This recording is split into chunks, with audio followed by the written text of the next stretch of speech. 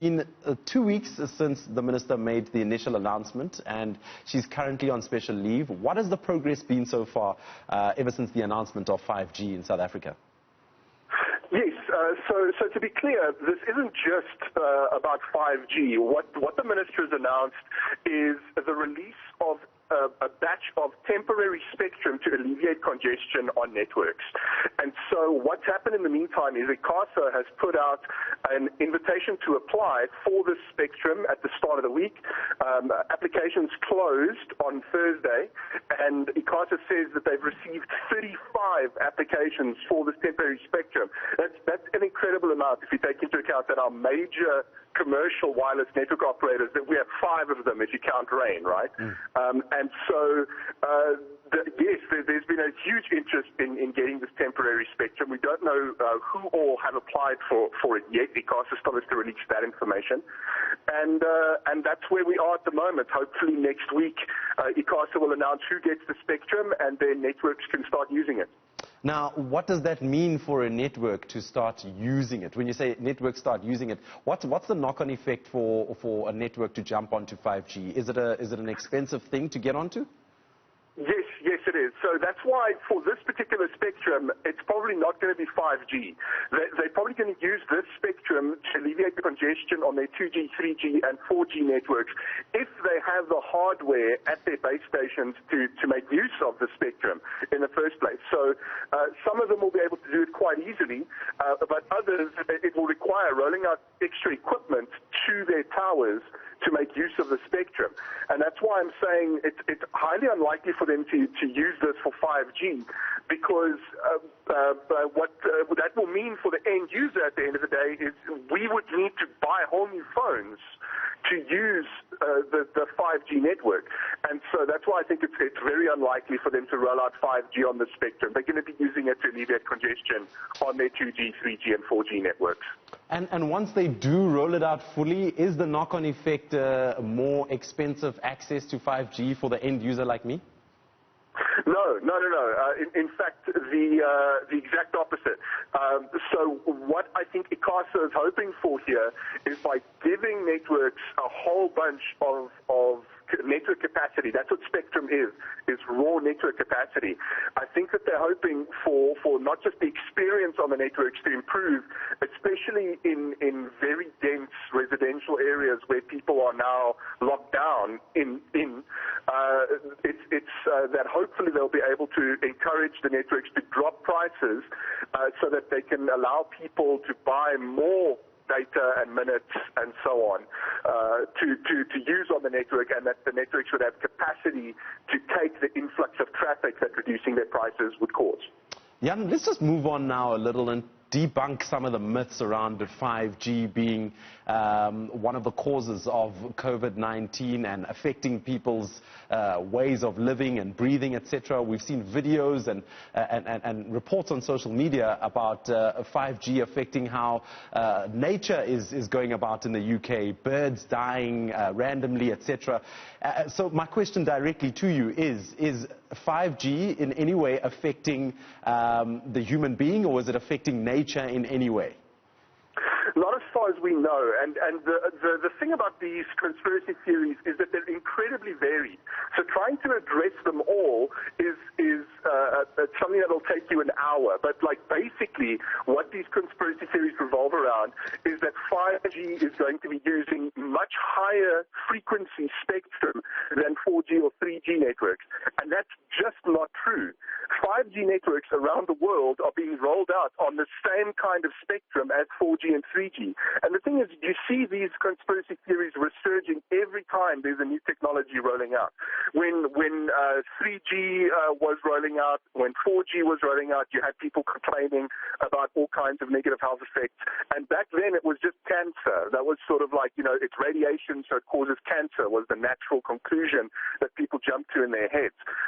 But now we've gone from cancer to it causing COVID-19. It's absurd. And just to be clear, there are the World Health Organization and the CDC in the United States have said that they are looking at the potential health impacts of radio frequencies, but that's when they come from your phone next to your head, not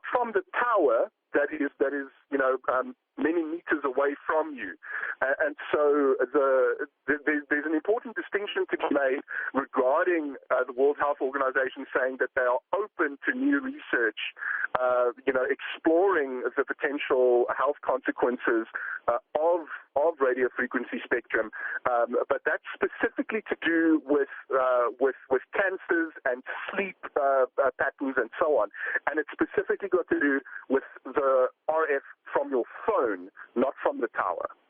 So just to make it clear, Jan, so radio frequencies on 4G versus 5G are not very different in any way. In fact, they're quite similar? No. Yes. And in fact, around the world, 5G networks are being rolled out on pretty much the same kind of spectrum that existing cellular networks have been rolled out on. So when the conspiracy theories talk about the fact that 5G is using much higher frequencies and the cells are going to have to be much denser. There are going to be much more towers for 5G networks. That's based on press releases and stuff that have gone out that link 5G to what they call millimeter waves. And that might happen in future, but as things stand right now, 5G is being rolled out on pretty much the same kind of spectrum as 4G. And so that part of the logic in that part of the conspiracy theory is totally flawed. DSTV, what people are watching this broadcast over right now, uses a much higher frequency than cellular networks do. DSTV runs on between 10 gigahertz and 12 gigahertz. So if people want to make the argument that somehow high frequency waves cause problems, then they need to examine the logic and it makes the argument for the entirety of the RF spectrum. Where the problem comes in is the power level of the wave. So a microwave cooks not because of the high frequency, or it uses the same kind of frequency in a microwave as you've got on a Wi-Fi router, 2.4 gigahertz, right? But a microwave cooks because it runs at 900 watts. That's what causes the heating effect of the microwave. Your Wi-Fi network, to put that in contrast, runs at 0.1 watts. It's 9,000 times less power coming out of your Wi-Fi router than is being used in your microwave. Okay, let's talk about the advantages of 5G so far, where it has been rolled out, specifically in international countries. And then let's talk about how it can benefit us as a country and how it can benefit Africa as a continent. Sure. So in the context of COVID-19, I think 5G is something that will probably be put on hold, especially with respect to this temporary spectrum. Networks are going to focus on capacitating their existing networks rather than potentially rolling out 5G, except for Rain. Rain is the exception to that in South Africa, because they have been building a 5G network for more than a year now. And so the potential advantages of 5G when we come out of this is that it's faster. It's a technology that allows for faster access.